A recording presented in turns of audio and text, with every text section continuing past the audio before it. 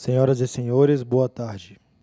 Dando continuidade à programação do seminário Dosimetria, a individualização da pena sob a perspectiva da justiça e da igualdade aristotélica. Para a apresentação do painel 3, Dosimetria e alterações legislativas, convidamos, como presidente de mesa, o juiz auxiliar da presidência do CNJ, Rodrigo Capês, e como painelistas, o juiz auxiliar da presidência do CNJ, Luiz Geraldo Santana Lanfredi, o juiz federal, em auxílio ao Tribunal Regional Federal da Primeira Região, Marlon Souza, o defensor público do Estado do Rio de Janeiro, José Roberto Melo, e o advogado e professor Flávio Mirza.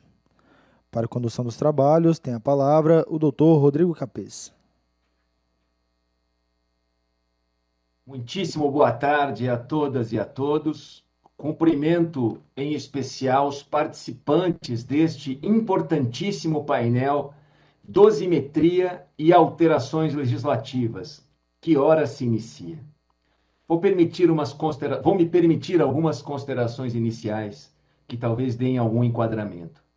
Luigi Ferraioli, ao tratar da determinação da pena adequada a um crime e dos critérios de valoração previstos no artigo 133 do Código Penal italiano, similar ao nosso artigo 59, ele afirma que esses vetores, embora úteis, numerosos e detalhados, não são exaustivos.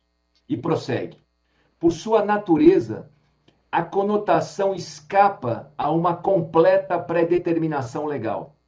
E em razão do seu caráter genérico e valorativo, carecem de condições para vincular o juiz, a quem, no entanto, são remetidos sempre os juízos de valor sugeridos por aqueles critérios.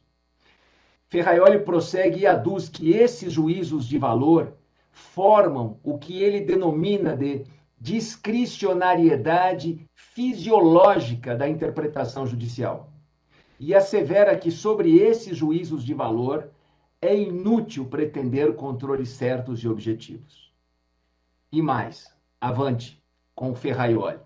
Apenas se podem conceber duas ordens de indicações. Uma incidente no método e outra no conteúdo. No plano do método, que os juízos nos quais se apoia a conotação não sejam vagos, mas sim explícitos e fundamentados em argumentações pertinentes que evidenciem as suas inevitáveis premissas valorativas. E no plano do conteúdo, que o objeto da conotação judicial se limite estritamente ao fato que está sendo julgado e não se estendem considerações estranhas a ele. Se todos são iguais perante a lei, agora fechando Ferraioli e abrindo um novo parágrafo. Se todos são iguais perante a lei, todos devem sê-lo também perante a jurisprudência. Um mesmo crime, ainda que apreciado por juízes diversos, não deveria conduzir a grandes discrepâncias na fixação da respectiva pena. E aí podemos indagar, é inútil mesmo, como afirma Ferraioli, pretender um controle certo e objetivo sobre a dosimetria da pena? Para Hans Kelsen, a tarefa que consiste em obter, a partir da lei, a única sentença justa, o que seria a sentença correta, ou o único ato administrativo correto, é, na essência, idêntica à tarefa de quem se propõe, a partir da Constituição, a criar as únicas leis justas ou certas. E diz Kelsen, assim como da Constituição, através de interpretação, não podemos extrair as únicas leis corretas, também não podemos, a partir da lei, por interpretação, obter as únicas sentenças corretas. Na sua conhecida metáfora, que, é certo, já foi muito criticada, mas ainda, a meu ver, permanece válida, Hans Kelsen afirma que o direito a aplicar forma uma moldura, a metáfora do quadro ou moldura, dentro da qual existem várias possibilidades de aplicação.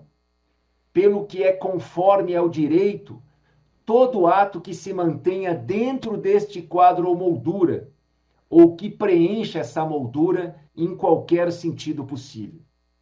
E diz Kelsen que a interpretação do juiz é um ato de conhecimento e um ato de vontade, uma vez que o aplicador do direito escolhe uma das possibilidades reveladas pela interpretação cognoscitiva.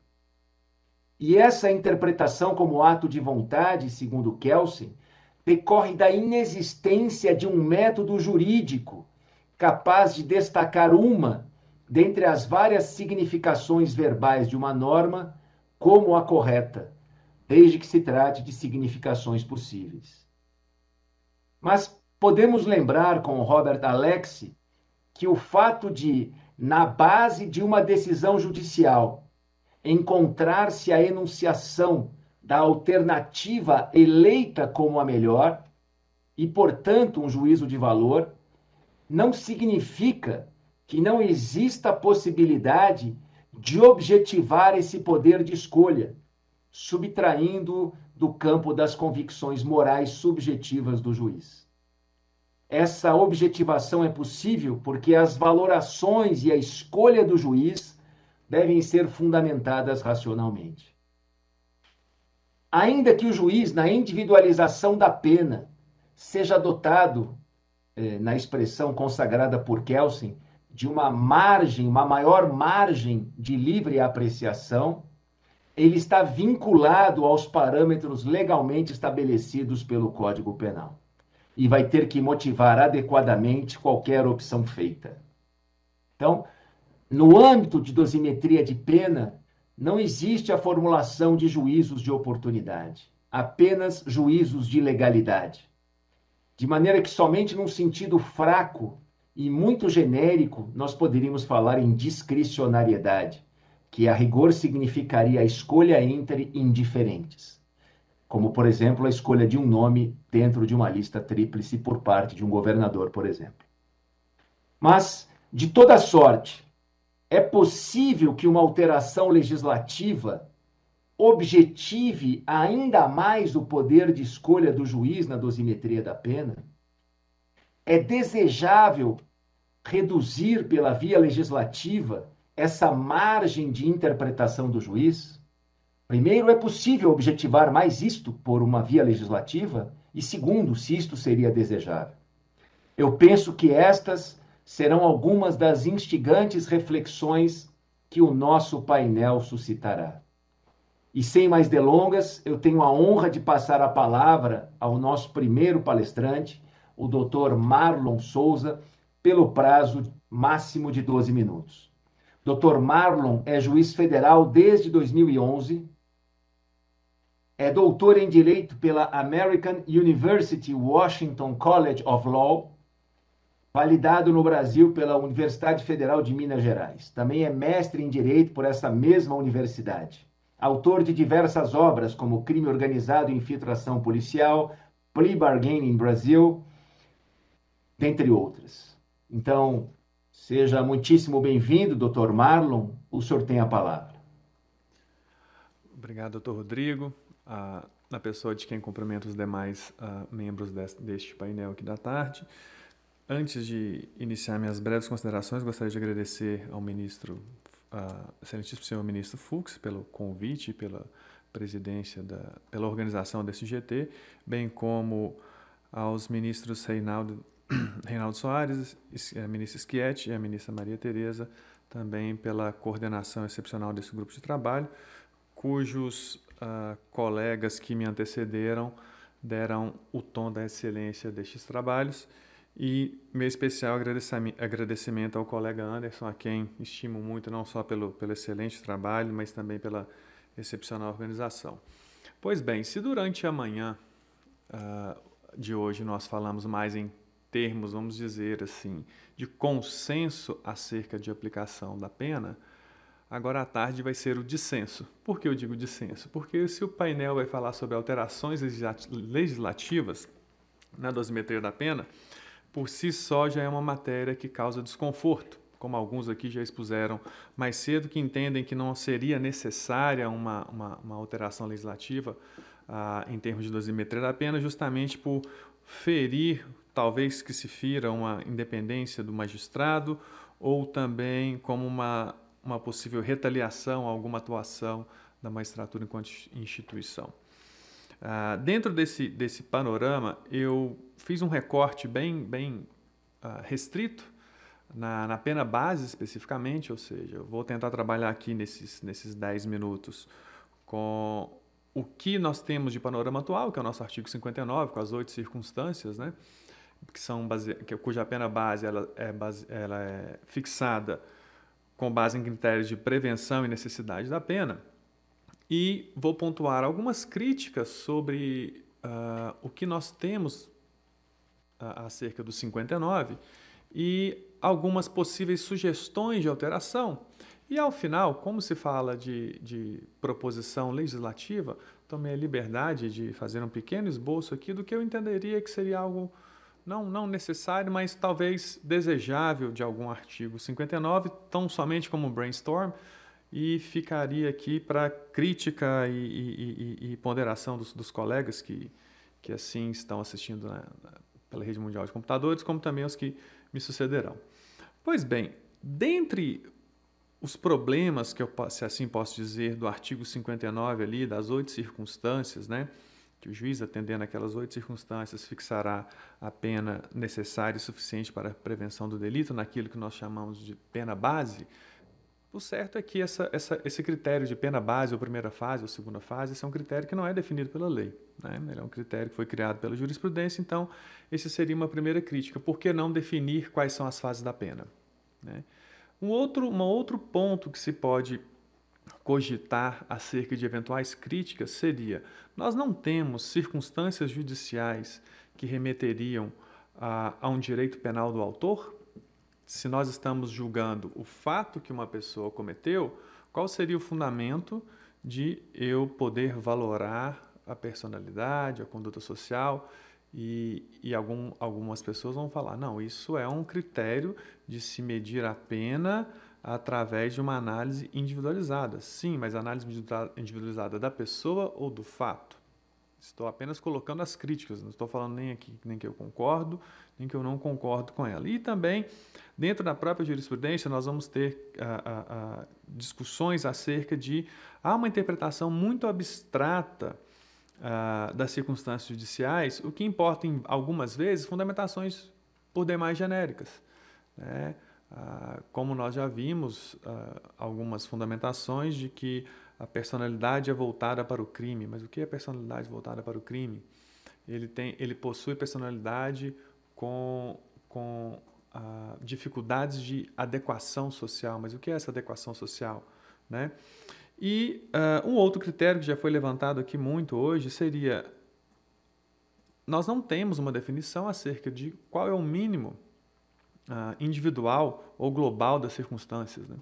Especificamente, eu apliquei uma vez somente até hoje a pena mínima, a pena base no máximo, num caso de corrupção de uma grande operação, no qual a pena base, através de 3 circunstâncias, ela ficou em 12 anos, mas foi-se analisado um contexto de macro-operação, e justamente o argumento que se utilizou, que eu me utilizei, que após esse argumento até se sagrou vencedor, foi de que aquela pessoa merecia a pena máxima em razão daquela participação como líder daquela organização criminosa, e se eu não dou a pena máxima para ela e dou tão somente o perdão judicial com base numa pena que não seria a necessária, como falou o professor Sanches mais cedo, o que dizer daqueles outros inúmeros municípios que foram condenados pelos crimes anões, vamos dizer assim, nas penas menores?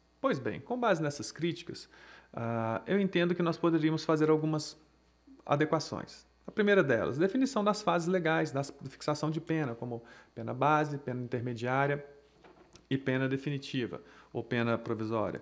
Eu entendo que seria também possível aglutinar a culpabilidade, a personalidade, a conduta social como circunstância judicial única, e até mesmo, de certa forma, colocar os antecedentes ali na parte de culpabilidade, até considerando a jurisprudência que já vem sendo utilizada e solidificada atualmente, como não se admitir processos em andamento.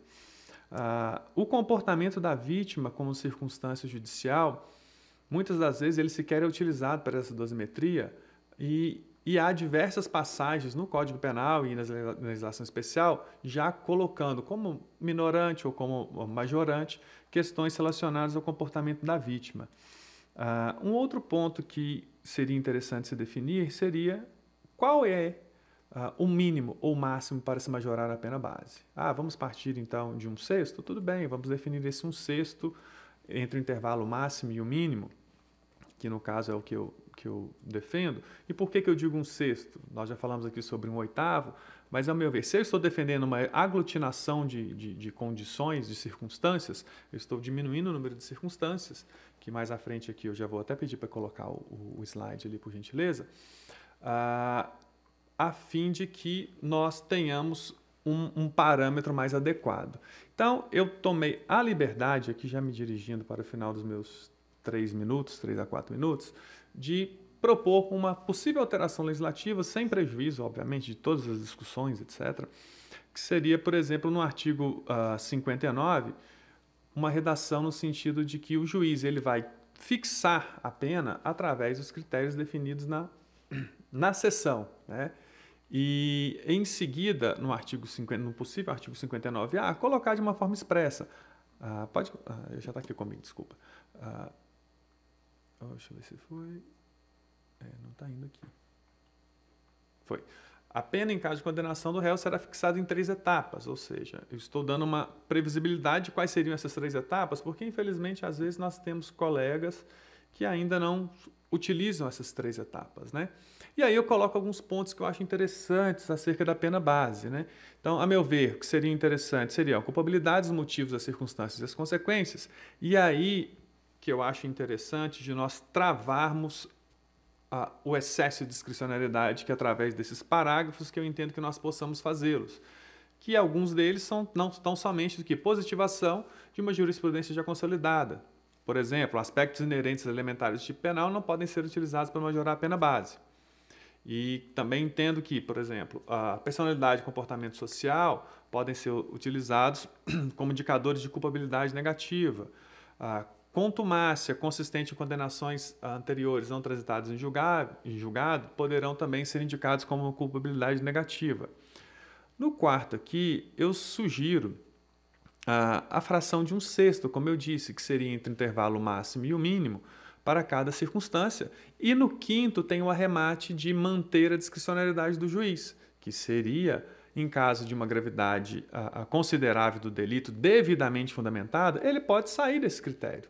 Mas eu entendo que ele não poderia passar de 2/3, aí digo por que 2/3? Porque se eu estou considerando no máximo 4 circunstâncias com 1/6 para cada, 1/6 vezes 4, daria 4/6, ou seja, 2/3 ao final.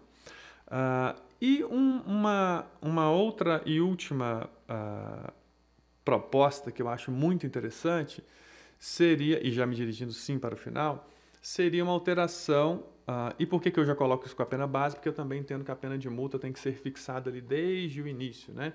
E entendo também que em diversos crimes a pena de multa ela só serve como mais um problema e não uma solução, porque é difícil de se executar e, principalmente em crimes contra o patrimônio de pequena monta, você sequer tem como executar essa pena.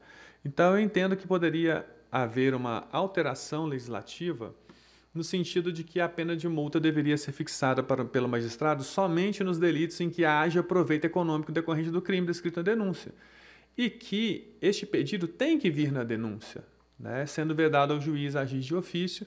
E o valor da multa também, em vez de nós colocarmos como dia-multa, eu acho que essa questão de critérios de dia-multa ele já é muito complexo e muito ruim de se classificar e de se quantificar. Portanto, assim como é feito na fiança, entendo que o valor do dia-multa pode ser fixado também em salários mínimos.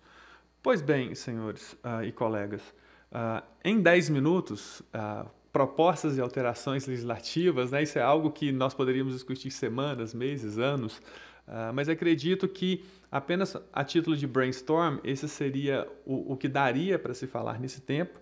E somente antes de finalizar, gostaria também de agradecer ao Dr. Luiz Lanfredi por ter gentilmente cedido para que eu pudesse iniciar o painel, porque daqui às 14h30 eu começo uma sessão no TRF1.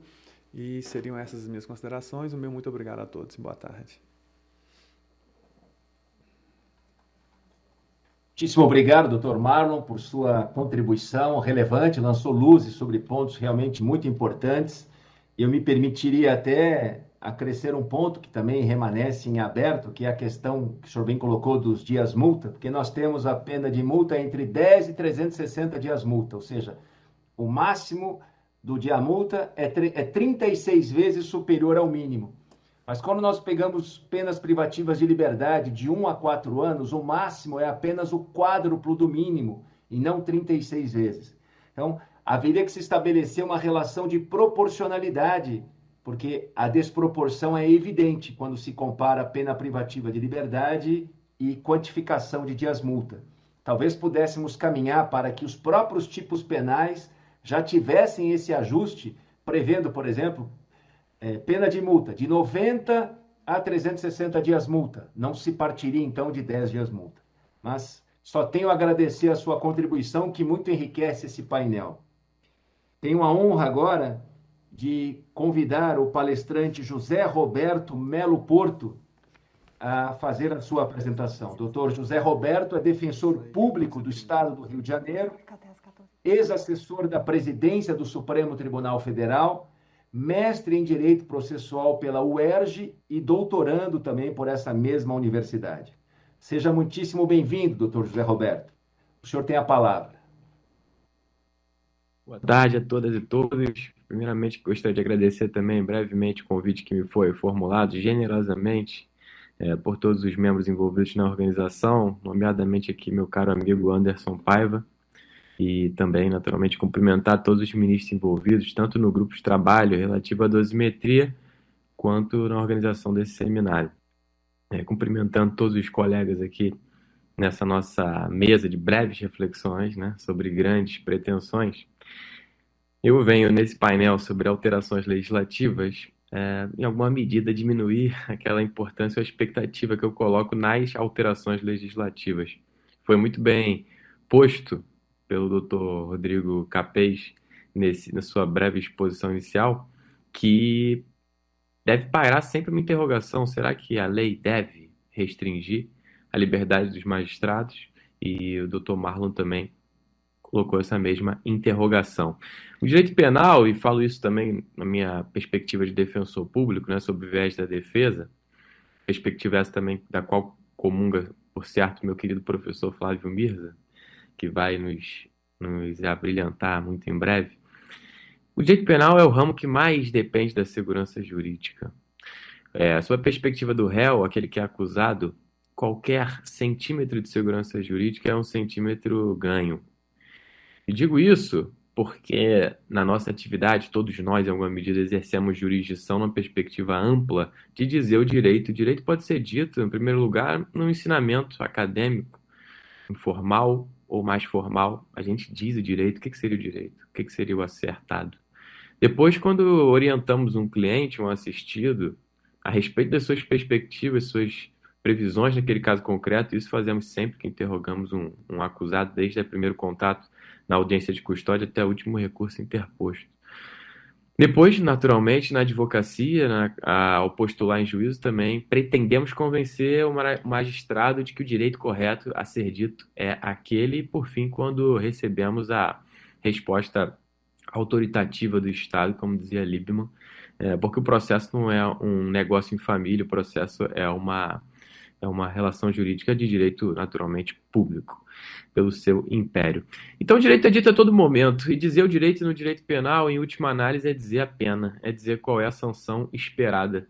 Claro que, antes disso, discutimos a tipicidade, natureza jurídica do delito, a configuração ou não do próprio crime ou da própria infração, mas a pena é a última pergunta, a primeira e última pergunta do assistido, do réu, do cliente. A previsibilidade é fundamental nesse jogo. Quando, por exemplo, eu oriento um assistido entre uma ou outra audiência, né, e são muitas as audiências que fazemos aqui, e na verdade todo o Brasil, né, nas suas várias criminais, a primeira pergunta quanto a uma eventual confissão é: qual o impacto disso na minha pena?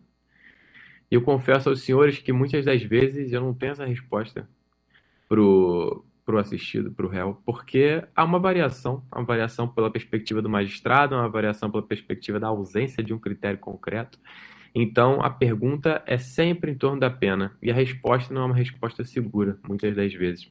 Agora, é evidente que antes de tentar lançar aquela minha perspectiva também de, vamos dizer assim, se não criar previsões, ou não criar expectativas exageradas acerca de alterações legislativas, eu tenho também que deixar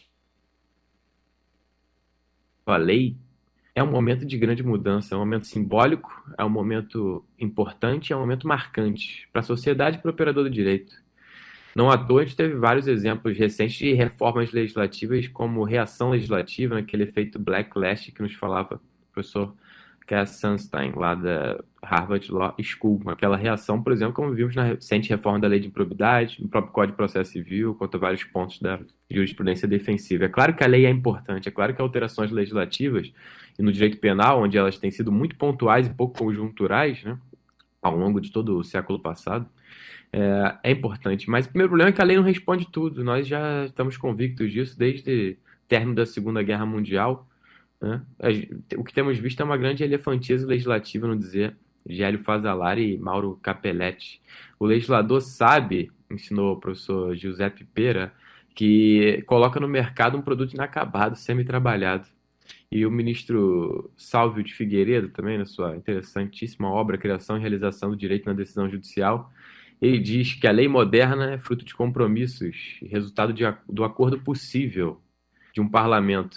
E não raro ela vai ser vaga e ambígua. Tudo isso nós experimentamos. Porque na dosimetria, a dosimetria é um excelente exemplo de ambiguidade e vagueza. Circunstâncias judiciais que falava o Dr. Marlon há pouco são talvez um exemplo mais caricatural disso. Não temos os parâmetros de aumento e diminuição. Há pouco discutimos se o parâmetro seria um sexto, um oitavo, como sustentará outros aplicadores, outros doutrinadores. E é incrível que se varie tanto assim uma sanção penal entre uma sala da primeira vara criminal e uma sala da segunda vara criminal.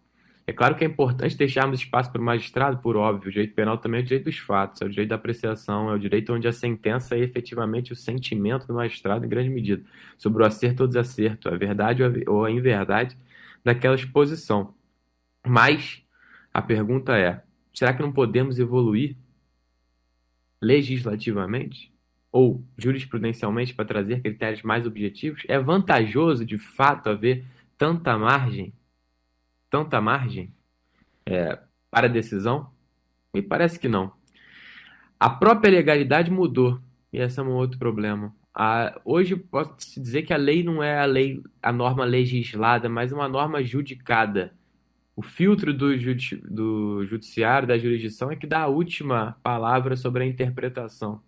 Esse sentimento que nos trazia o Dr. Rodrigo Capês, com grandes nomes da teoria do direito, há pouco, é um sentimento que é percebido todos os dias pelo operador de direito brasileiro hoje. A professora Teresa Arruda Alvim, no seu livro Modulação, lançado há pouco pela Revista dos Tribunais, mas já vai para a sua terceira edição, diz que o direito é a lei interpretada pelos tribunais à luz da doutrina. Desse elemento se emerge a pauta de conduta.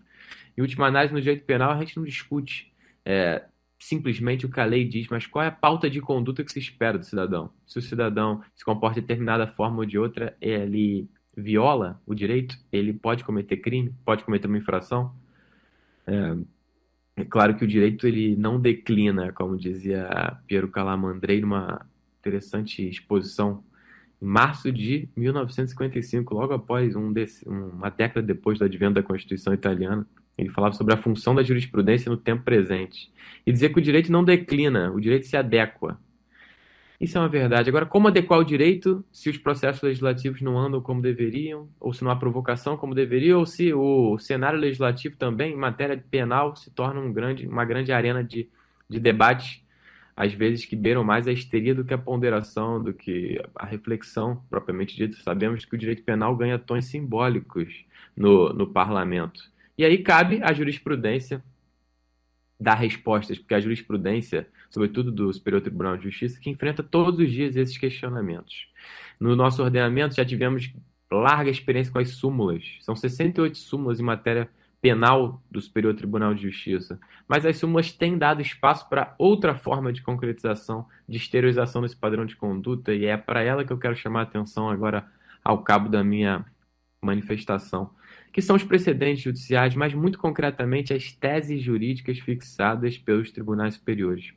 Temos hoje em torno de 20 teses jurídicas fixadas em matéria de direito penal pelo Superior Tribunal de Justiça e alguns desses temas afetados, por exemplo, para revisão. É pouco ainda, mas em vez de pensar numa alteração legislativa, me envolve mais pensar numa espécie de código jurisprudencial.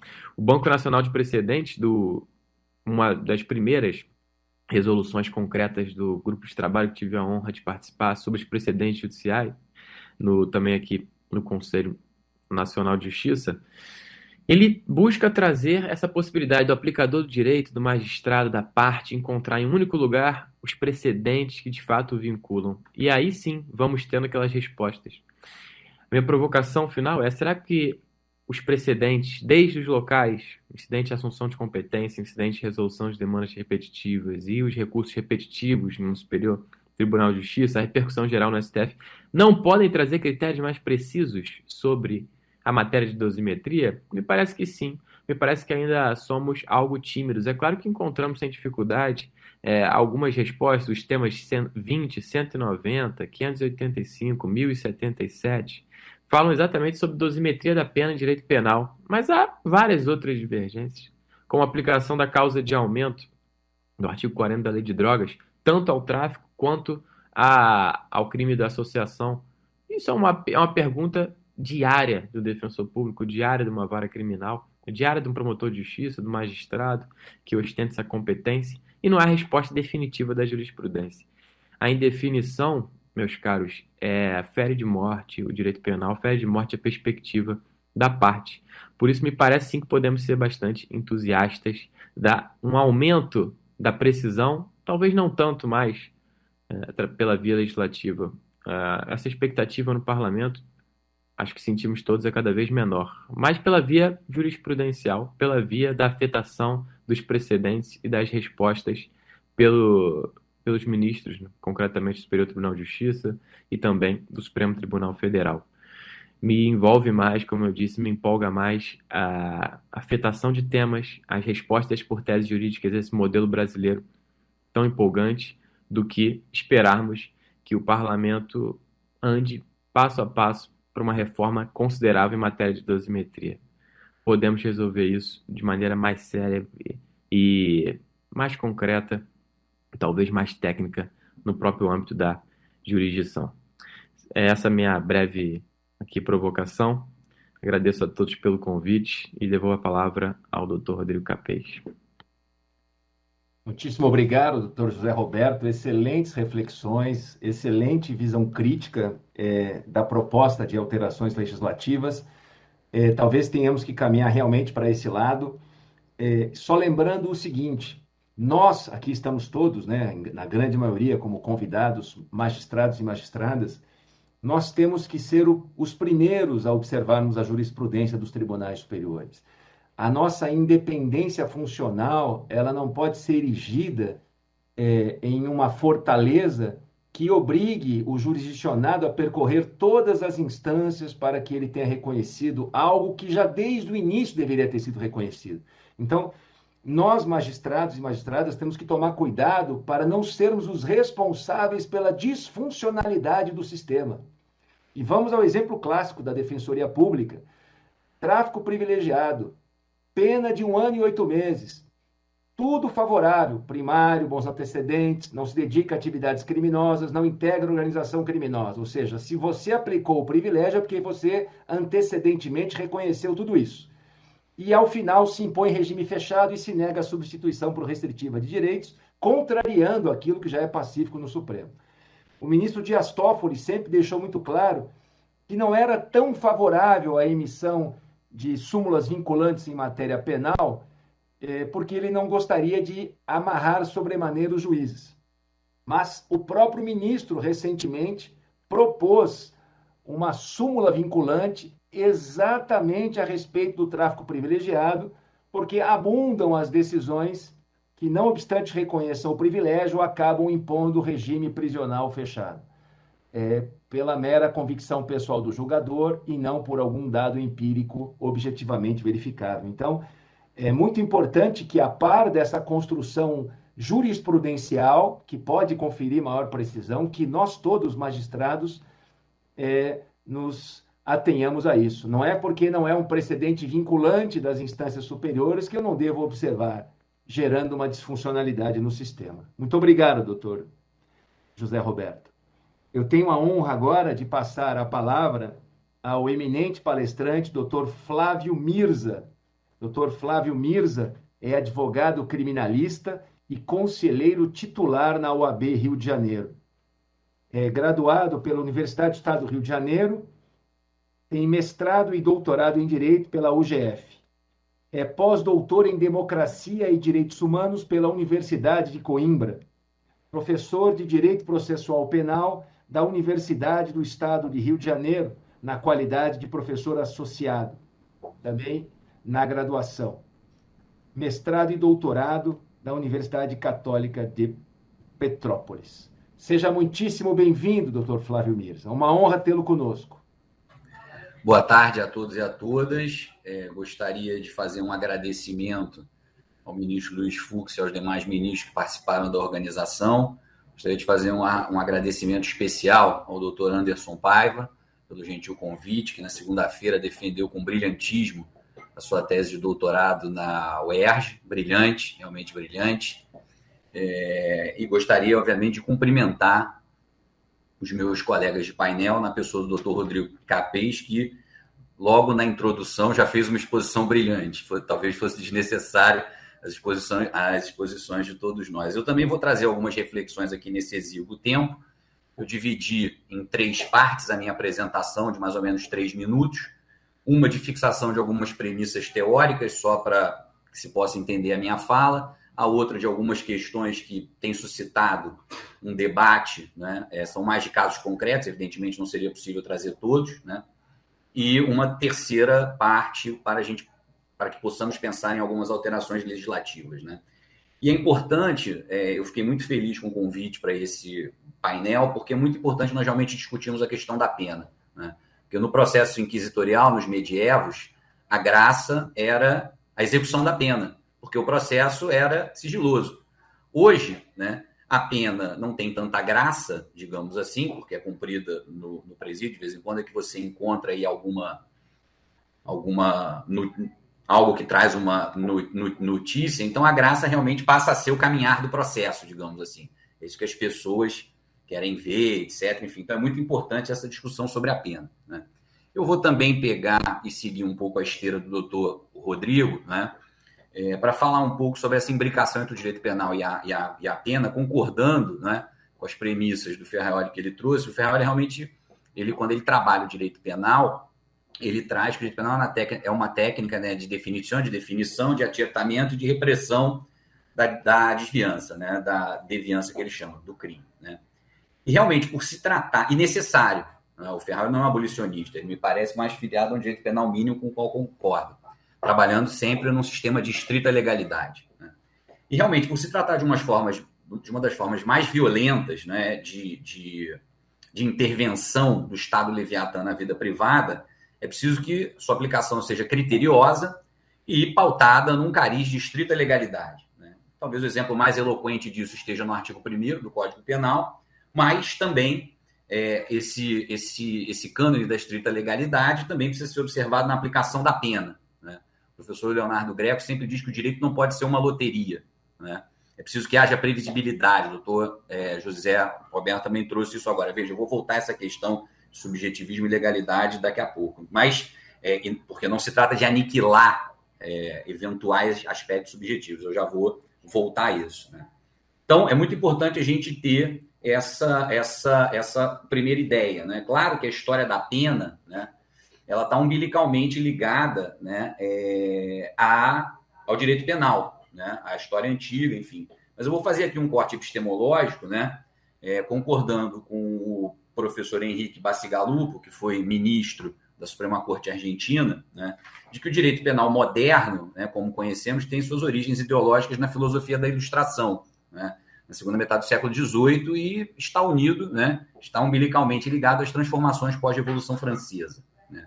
Então, pegando também uma carona na lição de um processualista que eu gosto muito, que é o Juan Monteiro Aroca, a gente não precisa voltar ao homem de Neandertal para trabalhar essa questão aqui. Diante disso, eu não vou tratar aqui, evidentemente, das penas, né, do tempo em que as penas incidiam sobre o corpo. Né? Se nós fizermos uma pesquisa aqui, a conjuntura histórica anterior ao Código Criminal de 1830 no Brasil era o que ocorria. Né? O Aníbal Bruno, ao falar do tempo das capitanias hereditárias, né, ele diz que realmente havia um arbítrio do donatário, né, fonte viva de um direito informal e personalista, com o qual se pretendia manter a ordem social e jurídica. Né? Essa situação de aflição corporal começou a mudar a partir da segunda metade do século XIX. Né? O Código Penal de 1890 é um exemplo disso. Né? Mas o CP de 40 realmente representou, e lógico, eu estou tendo que fazer alguns pulos históricos, né? O tempo é muito exíguo, só estou focando no que me interessa agora, eu vou entrar nessa questão do subjetivismo. Né? O Código de 40, ele representou o que alguns chamam de uma virada subjetivista na aplicação da pena. Né? Eclodiu aí a discussão sobre o método de aplicação, o método bifásico, Roberto Lira, e o método trifásico do Nelson Hungria. Né? O método trifásico restou vencedor, né, em julho de 1943, após a primeira conferência de desembargadores, foram desembargadores do Distrito Federal, de outros, e o Nelson Hungria, interessante, estava lá para defender a sua tese. O Roberto Lira não estava, segundo dizem os historiadores. Né? E, finalmente, na reforma penal de 1984, foram delineados os critérios atuais de aplicação de pena, né? Com o complicador ou facilitador, enfim, da Constituição de 88, que no artigo 5º garantiu a individualização da pena. Mas mesmo diante de todo esse arcabouço, né, as controvérsias não acabaram. Né? Os nossos painéis demonstram isso e nós ainda continuamos aí com essas questões. Então, feita essa primeira introdução, eu diria, né, é importante nós olharmos que realmente há, em todos os setores, né, essa divergência. Eu separei aqui poucas ideias para depois nós avançarmos para as propostas e para as discussões. Né? Um caso muito interessante que aconteceu aqui no Rio, no Tribunal do Júri, né, foram dois casos de homicídios tentados, né? E nós sabemos que a doutrina clássica, né, e majoritária sustenta que a diminuição da tentativa tem que ser proporcional ao resultado, ou seja, quanto mais próximo do resultado, menor a diminuição pela tentativa. Né?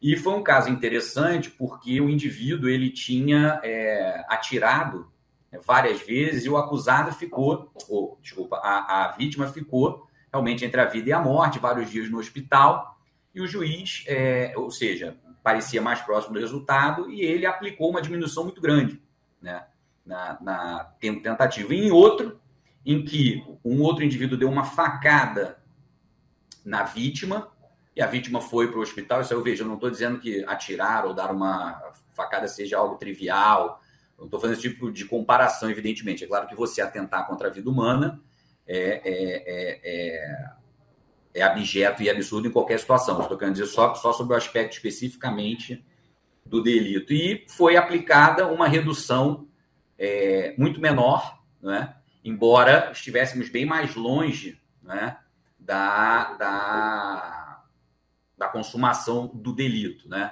Claro, a gente vai dizer, isso depende do caso concreto, subjetivo, eu vou debater um pouco isso na nossa terceira fala. Outra questão importante também, o doutor Melo Porto lembrou do artigo 40, eu lembraria também do 41, da lei de tóxicos, que prevê uma diminuição pela colaboração. Ali estamos diante de uma colaboração ou de uma confissão? Como trabalhar essa redução na hora da aplicação da pena? Né?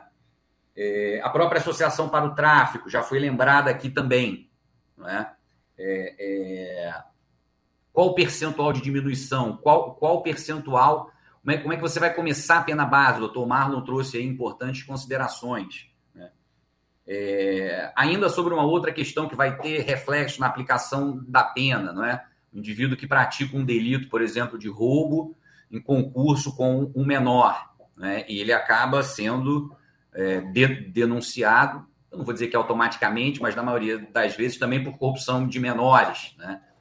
Então, as próprias penas que têm sido reformadas pelo STJ, pelo STF, pelos tribunais em operações aí de grande porte, né, que, enfim, ganharam os noticiários em face da discrepância das penas aplicadas com a jurisprudência dos tribunais superiores, vou voltar a falar disso também, né? Eu sempre digo que eu gosto de discutir ideias e não pessoas, por isso eu estou fazendo essa maior generalização, digamos assim. Então, diante disso, né, diante dessa dificuldade, não é? Vem a ideia das propostas da primeira pergunta, né? O subjetivismo seria compatível com uma legalidade estrita? Veja, eu estou entendendo o subjetivismo aqui como Meriti de Souza, né? Uma maneira que o indivíduo vê o mundo, né? E aí o indivíduo, é claro, é o juiz, né? E a legalidade estrita, veja, é claro que eu não quero voltar naquela vetusta máxima do Montesquieu, né, de que o juiz é la bouche de loi, mas será que nós não teríamos, né, que ter algum critério, que ter uma maior condição de prever o que vai acontecer, né? E aí eu propus algumas ideias também como um brainstorm de caráter mais geral, né? Não com a tentativa de engessar a atividade judicante, evidentemente que não, mas uma tentativa de que teria que ser aprofundada, evidentemente, né? Uma delas, será que não seria adequado que nós diminuíssemos os intervalos das penas bases? Veja, há delitos que vão de 3 a 8 anos, 6 a 12 anos. Então, será que não uma diminuição, não é, desses intervalos de pena base não seria mais benéfico, né? Outra questão que me parece importante, né, dentro, inclusive, da fala do Dr. Marlon, né, essa abstração das circunstâncias, né? Será que também nós não teríamos que ter percentuais mais curtos de aumento e de diminuição das penas, né, ao ensejo da segunda fase? Ainda também na questão da pena base, o Dr. Marlon trouxe muito bem, não é incomum, né, nós vermos critérios que me parecem de elevada subjetividade, né, como personalidade do agente, no artigo 59, né, não é incomum assistirmos que decisões em que se diz que o acusado tem personalidade distorcida e voltada para o delito. Veja, há pessoas que fazem terapia, análise durante 20 anos e o terapeuta não conhece a pessoa direito. E o juiz, em 3 ou 4 sessões, sabe que o réu tem a personalidade XYZ. Quer dizer, me parece que é algo que também precisaria ter alguma adequação a isso, porque me parece se aproximar, aí, talvez, de um direito penal do autor e não do fato, né? O doutor Melo Porro também trouxe a questão dos antecedentes, enfim. Há uma imbricação de questões aí. Evidentemente, eu não estou conseguindo trabalhar todas, né? O próprio comportamento da vítima, né? Eu sou... os que me conhecem sabem, eu tenho uma visão talvez um pouco minoritária, mas eu acho que a vítima, eu sou totalmente contra a inserção da vítima no processo penal, como a gente tem na Itália, a parte civile, ou na França também, onde isso é possível, né? Eu fui um crítico feroz do 387, quando permitiu ao juiz a fixação de um quantum mínimo, né? Eu acho que não é da nossa cultura jurídica. Eu concordo com Oscar Chase, que foi professor da ENAU, naquele livrinho dele muito interessante, Law, Culture and Ritual, onde ele diz que o processo é um fenômeno cultural. Então, eu acho que essa importação não me pareceu muito correta, enfim. E, claro, não é? Essas seriam ideias a serem aprofundadas de cariz legislativo. Mas há também, muito importante, já foi lembrado aqui, o papel fundamental da jurisprudência dos tribunais de superposição, né? Do STJ e do STF. Estou usando aqui a expressão da professora Ada, do professor Dinamar, de respeito à jurisprudência. Evidente que há uma dificuldade, não é? O direito penal, o processo penal, trabalha muito com matéria de fato. Então, às vezes, é difícil você conseguir um enunciado que traga de maneira completa, não é, tudo que a realidade da vida tem, a complexidade do mundo, né, digamos assim. Mas me parece que, em termos de percentual, isso é importante, e acho que os tribunais superiores não só podem, como devem, né, isso, inclusive, é a orientação do nosso Código de Processo Civil, do nosso novo Código de Processo Civil, né, capitaneado pelo eminente ministro Luiz Fux, com aplicação, me parece, ao processo penal. Então, caso, né, nós não consigamos, ou até caso se consiga essa alteração, vai ser fundamental o papel da jurisprudência, não como forma de engessar os juízes de primeiro grau ou os tribunais, mas como uma forma realmente de nós termos, o que o doutor Rodrigo falou muito bem, uma previsibilidade.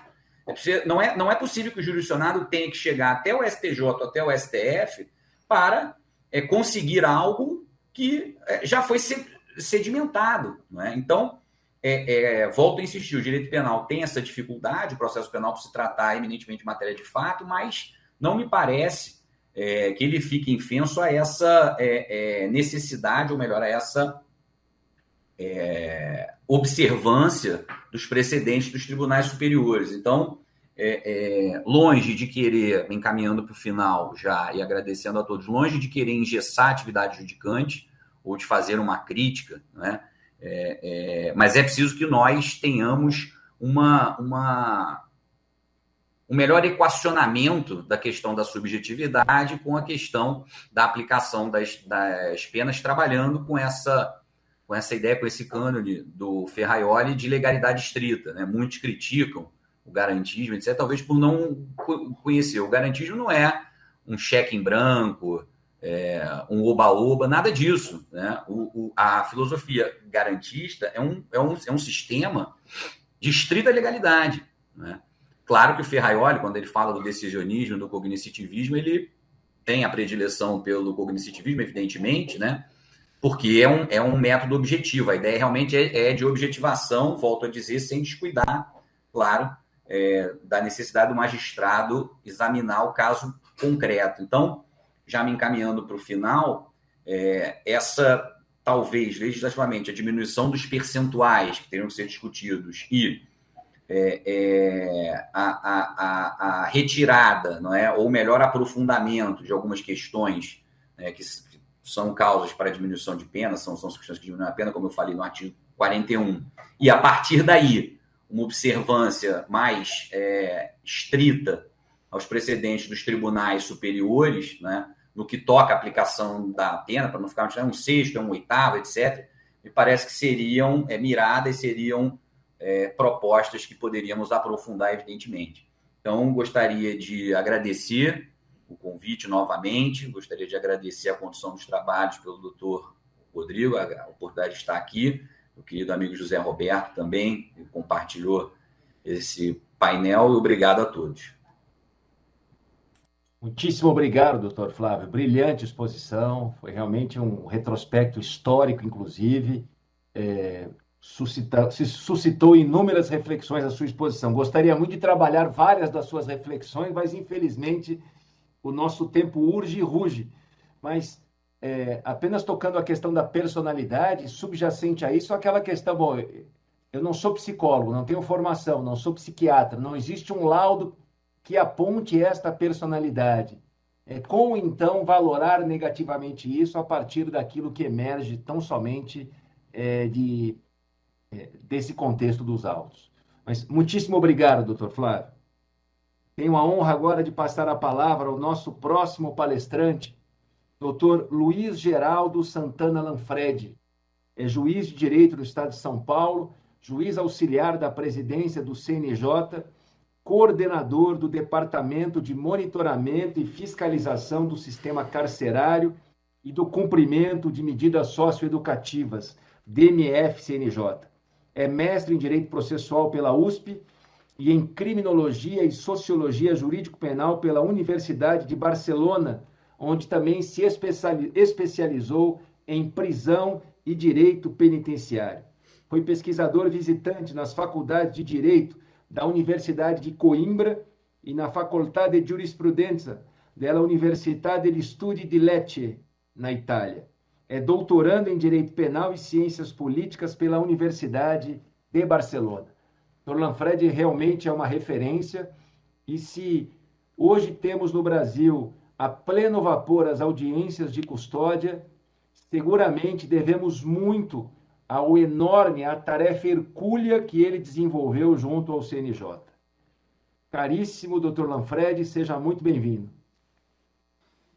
Muito obrigado ao querido colega e amigo Rodrigo Capês, sobretudo pela generosidade dessa saudação, mas que eu devoto muito mais à nossa amizade.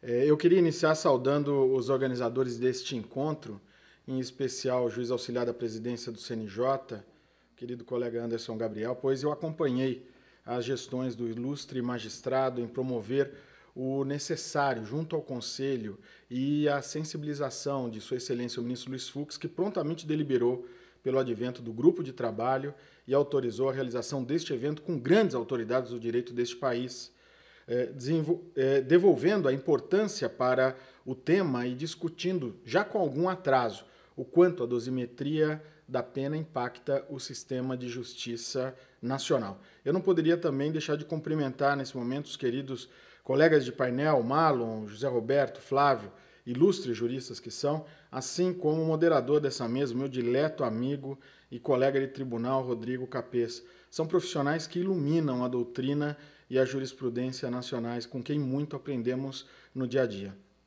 Hoje pela manhã, o desembargador Guilherme Nucci, em intervenção que inaugurava este seminário, chamou atenção para a necessidade do legislador reabrir a discussão e assumir responsabilidade para a definição de estándares mais objetivos e orientadores, parametrizando a atividade da aplicação da pena com menos incidências abertas e subjetivas. Deu ênfase, inclusive, Sua Excelência o desembargador Nucci, à possibilidade de se responsabilizar a partir da proporcionalidade, muito especialmente reivindicou parâmetros que garantam a isonomia das sanções aplicadas a pessoas que estejam sendo processadas por iguais delitos. Essa é precisamente o pano de fundo da minha fala de hoje. E muito oportuna figura-se essa perspectiva, pois o seminário nos desafia a abordarmos a dosimetria desde um recorte de igualdade aristotélica e para além de máximas filosóficas. E é por essa razão que eu me permito algumas digressões introdutórias antes de trazer as propostas que eu entendo aqui cabível nesse espaço limitado que temos, mas muito importante e privilegiado para essa argumentação. Em primeiro lugar, eu tenho para mim que a atividade que corresponde à densificação da pena não é uma mera operação matemática ou aritmética. É sim algo muito mais relevante e que diz respeito à resposta que o Estado promete para aquele que incorre em conduta socialmente reprovada. Mensurar o padrão do desvio de uma conduta coletivamente aceita como inadequada, por outro lado, não é uma atividade que se basta a partir da independência e autonomia do magistrado na apreciação do caso concreto e na individualização da pena. Eis aqui, portanto, um paradigma, né, a ser superado. A casuística demonstra que insistir neste modelo acarreta graves distorções para situações iguais, repercutindo significativamente sobre o funcionamento do sistema prisional. A discricionariedade judicial não pode desprezar elementos como coerência, proporcionalidade, adequação, enquanto aspectos que estão em condições de ditar a concretização de uma pena justa. De nada vale defendermos um justo processo se o final deste processo coincide com uma pena, sob todos os aspectos, injusta ou inadequada. E é sob essa perspectiva, a busca de equilíbrios, necessariamente que deve ser o norte a orientar o debate legislativo, e não apenas com vistas a garantir a liberdade de apreciação individual pelo magistrado frente aos casos concretos. Esse é um contexto que minimiza, no plano dessa discussão, exclusivamente, o plano que a pena deve representar como um algo importante à sociedade, mas que sim, ela signifique também um filtro que modere o clamor, os interesses conflituosos, os sentimentos intensos como ódio, raiva, alarme, desesperança e medo. Aliás, por falar em medo, enquanto grande propulsor do controle social pelo Estado, fato é que a cultura do medo hoje absorve os efeitos que advêm da pós-modernidade e da sociedade de risco que vivenciamos hoje. Vivemos tempos que propagam um sentimento generalizado de insegurança nos indivíduos e de descaracterização da teia social, o que impacta o senso de unidade ou comunidade que nos uniria a todos. Bauman, quando enfrenta os dilemas da modernidade, entende que o conceito de risco que movimenta a sociedade globalizada atual e suas relações líquidas, via de regra, ele está carregado pela ideia e sentimentos de incerteza. É a perspectiva de que os efeitos das ações se propagam muito além do impacto rotinizante do controle, assim como do escopo do conhecimento necessário para planejá-lo, de modo que o que torna o nosso mundo vulnerável são principalmente os perigos da probabilidade não calculável. Os resultados dessas incertezas são a multiplicação do medo e a sensação de que a qualquer momento haverá um colapso, uma catástrofe, ameaçando destruir nossos corpos individuais ou sociais. Acompanhar os debates sobre a matéria penal e de execução penal, sobretudo na mídia, é como se estivéssemos vivendo hoje, de fato, sobre a crença de que a teoria de Hobbes venceu e os homens são os lobos dos próprios homens, aprovando a fórmula do salve-se quem puder. É preciso negar essa crença. É necessário que tenhamos medo, sim, de que o pavor vença. E para isso é preciso enfrentar racionalmente as circunstâncias que favorecem os riscos e a violação de direitos, inclusive as questões sociais e econômicas que estão intrinsecamente relacionadas às formas mais frequentes de criminalidade que acabam capturadas pelos tribunais brasileiros. Há aqui, margem para a superação dos paradigmas tradicionais. É preciso estimular métodos de composição como a justiça restaurativa, compreendida como um conjunto ordenado e sistêmico de princípios, métodos, técnicas e atividades próprias que visa conscientizar sobre fatores relacionais, institucionais e sociais motivadores de conflitos e violência, e por meio do qual os conflitos que geram dano, concreto ou abstrato, são solucionados de modo estruturado, envolvendo a participação do ofensor e, quando houver, da vítima, bem como de suas famílias e dos demais envolvidos no fato danoso. Nessa sistemática, a presença dos representantes da comunidade direta ou indiretamente atingida pelo fato e de um ou mais facilitadores restaurativos com foco na satisfação das necessidades de todos os envolvidos, na responsabilização ativa daqueles que contribuíram direta ou indiretamente para a ocorrência do fato danoso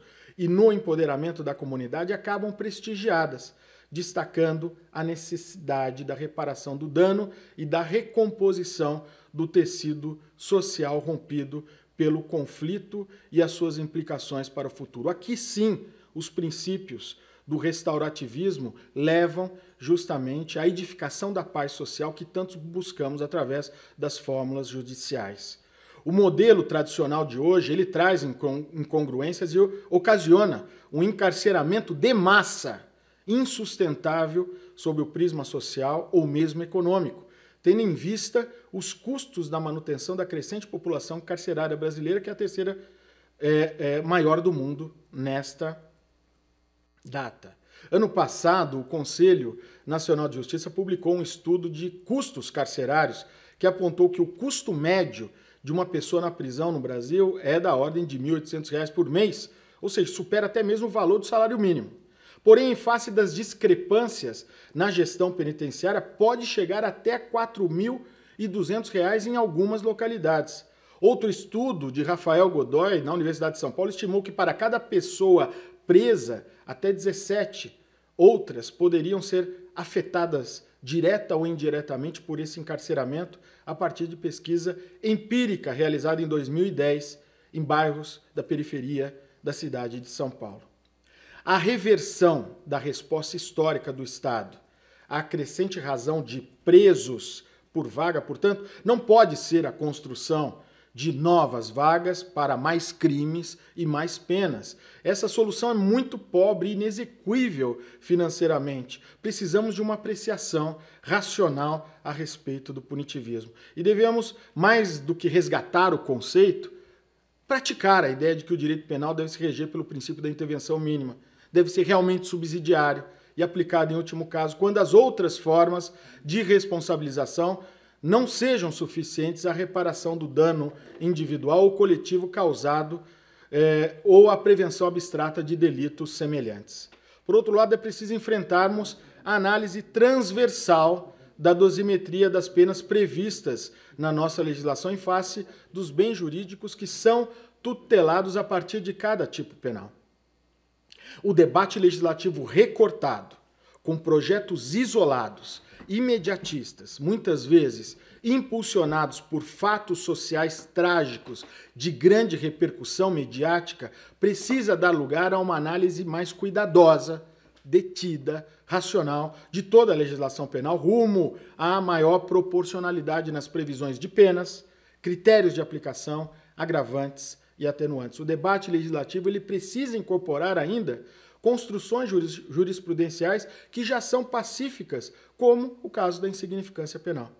Compreender a política criminal como uma política pública que implica gravosos impactos sociais implica trazer para o debate legislativo técnicas de decisões baseadas em evidências, a fim de proporcionar que o Congresso Nacional promova um debate público democrático baseado em dados, informações, em evidências sobre o sistema penal para subsidiar alterações significativas na legislação penal e processual que tanto precisamos.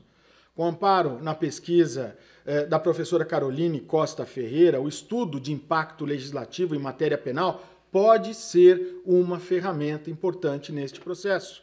Inspirado no modelo desenvolvido na União Europeia, a proposta seria a realização de uma análise de impacto prévio à mudança de qualquer legislação penal que perpasse perguntas como: o que é o problema e por que isto é um problema? Por que a União Europeia deveria agir neste caso? O que deveria ser alcançado?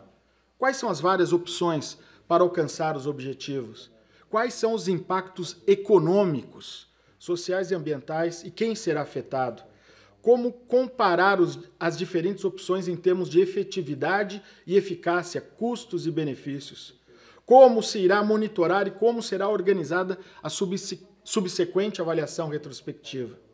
Salo de Carvalho ensina que esse instrumento seria semelhante ao que já ocorre na esfera das finanças públicas, demandando o desenvolvimento de ferramentas para avaliar racionalmente as propostas que prevêem novos tipos penais ou mudanças na dosimetria de pena. Em síntese, o professor Salo assim se manifesta, aspas, em casos de leis com propostas de criação de novos tipos penais ou aumento de penas, seria imprescindível a aprovação do projeto, a exposição de motivos que apresentasse o número estimado de novos processos criminais que seriam levados a julgamento pelo judiciário, o número de novas vagas necessárias nos estabelecimentos penais, bem como o volume e a origem dos recursos para efetiva implementação da lei.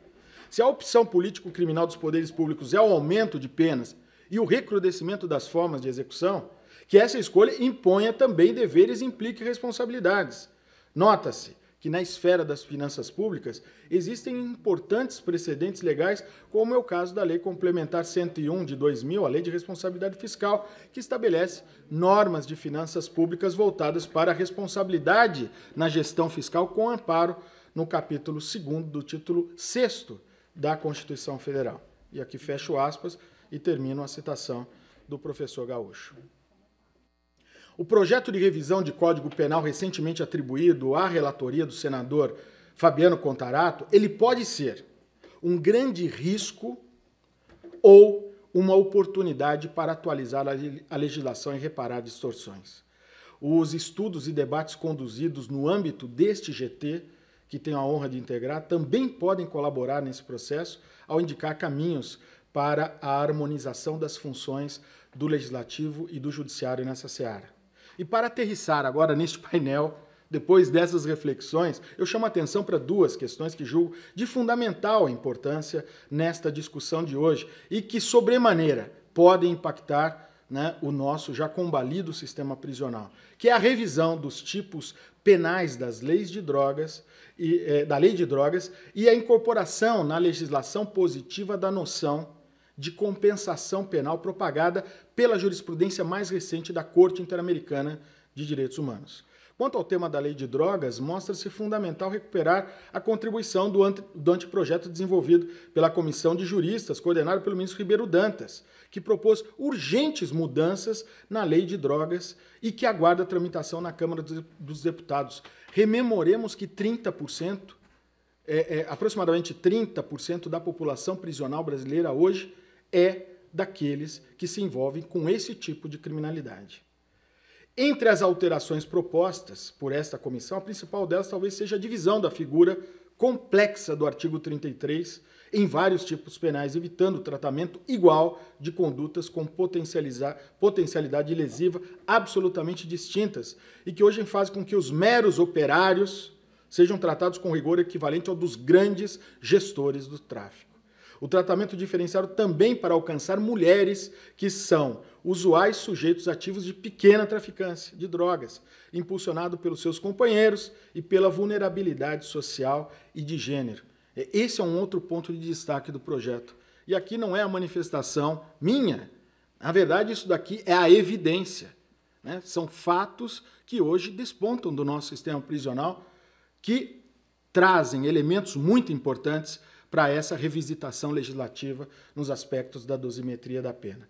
Por sua vez, a compensação penal, ela parte da necessidade de mitigar a abusividade das penas cumpridas em condições degradantes ou indignas, como ocorre em diversos estabelecimentos penais brasileiros, no bojo de um sistema prisional que já foi caracterizado pelo Supremo Tribunal Federal como em estado de coisas inconstitucional. Considerando que as pessoas privadas de liberdade nessas prisões cumpriram ou cumpririam o tempo de pena sob condições de privações de direitos mais graves do que aquelas inerentes à pena a que foram condenadas, a Corte Interamericana de Direitos Humanos determinou que o tempo de encarceramento ele precisa ser reduzido de forma proporcional ao sofrimento experienciado, com vistas a assegurar a justiça e evitar os excessos punitivos. O sofrimento desproporcional é, sim, um elemento que impacta a pena e que, na altura da execução penal, continua ainda viva e em condições que exigem permanente e atual ajustamento. Em 2018, analisando o chamado supercaso do sistema penitenciário brasileiro, a Corte Interamericana apontou a necessidade de que o cômputo da pena cumprida em locais que não reúnam condições mínimas de dignidade humana deve ser feito de forma diferenciada. Não mais o 1 para 1. Esboçava a Corte, nessa altura, uma espécie de compensação pela insalubridade, a exposição maior do corpo humano às intempéries de um cárcere absolutamente intolerável, né? Visto que a dosimetria da pena em abstrato foi prevista tendo como suposição um sistema com condições de trabalho, saúde, manutenção da vida, distinto daquele que ocorre na prática e aquele que nós, principalmente juízes, visitamos e nos deparamos quando vamos aos estabelecimentos prisionais. A decisão abrangeu, no caso brasileiro, duas situações específicas. O Instituto Penal Plácido de Sá Carvalho, no Complexo Penitenciário de Bangu, no Rio de Janeiro, e o Complexo do Curado, no Recife, como providência imediata voltada à redução da superlotação nesses estabelecimentos. Aqui o critério de adequação, de proporcionalidade e justeza da punição estão magistralmente esboçadas a partir do direito internacional dos direitos humanos. O cômputo em dobro do período da pena cumprida em situação degradante ele foi reconhecido internamente nesse país pela jurisprudência do Colégio Superior Tribunal de Justiça para o Instituto Plácido, no Complexo de Bangu, em histórico precedente do ministro Reinaldo Soares da Fonseca. Em observância ao cumprimento da decisão internacional relativa ao curado, no Recife, o Ministério Público do Estado de Pernambuco requereu a instauração de RDR, o Incidente de Resolução de Demandas Repetitivas, com o fim de uniformizar o entendimento sobre o tema que aguarda ainda julgamento.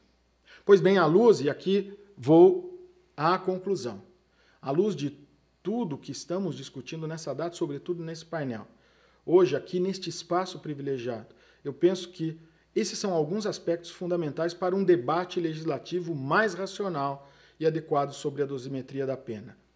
1. O combate à cultura do medo como elemento propulsor do debate penal e o estímulo, sempre que possível, às técnicas de recomposição do tecido social rompido pelo conflito, como a justiça restaurativa. 2. A utilização do estudo de impacto legislativo na seara penal como técnica de racionalidade que oriente a atividade legiferante de forma baseada em evidências. 3. a revisão de tipos complexos e subjetivos que obstaculizam a isonomia na aplicação das penas pelos magistrados, como o caso emblemático do artigo 33 da Lei de Drogas. E, finalmente, 4. A positivação do Instituto da Compensação Penal a fim de mitigar os impactos de penas que efetivamente são cumpridas sob condições mais gravosas para uns do que para outros. São essas as contribuições que eu gostaria de trazer para os nossos debates. E agradeço mais uma vez ao querido Anderson, cumprimentando-o agora pessoalmente, pelo título merecidamente alcançado na academia, justo doutor, e também pelo convite de poder colaborar para a construção de um sistema penal mais justo, digno e equilibrado, o qual acredito realmente seja possível praticarmos em algum momento. Muito obrigado. Caríssimo Dr. Lanfredi, querido irmão com quem a vida me presenteou, parabéns pela sua brilhante exposição. Essas profundas reflexões só advêm realmente de alguém que alia um profundo conhecimento teórico, acadêmico, jurisdicional, com a vivência prática de questões penais e de execução penal. Parabéns pelo belíssimo trabalho que vem executando. Eu poderia pegar como gancho diversas reflexões que o senhor nos trouxe, mas, uma vez mais, o nosso tempo urge e ruge, e é preciso abrir espaço para os painéis que nos sucederão. Gostaria de agradecer a participação de todos os nossos eminentes palestrantes e painelistas. Foi uma honra compartilhar deste painel com os senhores. Muitas reflexões, muito conhecimento, muitas sementes plantadas para alguma obra que venha a ser lançada pelo CNJ a respeito desse tema. Gostaria de agradecer, já finalizando, ao ministro Luiz Fux, à ministra Maria Tereza, ministro Reinaldo Fonseca, ministro Rogério Schietti e, principalmente, ao nosso querido Anderson Paiva, magistrado de escola, trabalhou incansavelmente para que este painel, para que este seminário se tornasse realidade e, inclusive, para que o próprio grupo de trabalho se tornasse uma realidade. Ele agora merecidamente laureado com o título de doutor pela UERJ e que teve que conciliar os seus estudos do doutorado com o trabalho no CNJ. Como eu diria aqui informalmente, ele é o meu herói. Então, eu declaro encerrado o nosso painel Dosimetria e Alterações Legislativas, agradecendo a presença de todos aqueles que nos assistem e todas aquelas que nos assistem, e devolvo a palavra ao nosso cerimonial. Muitíssimo obrigado.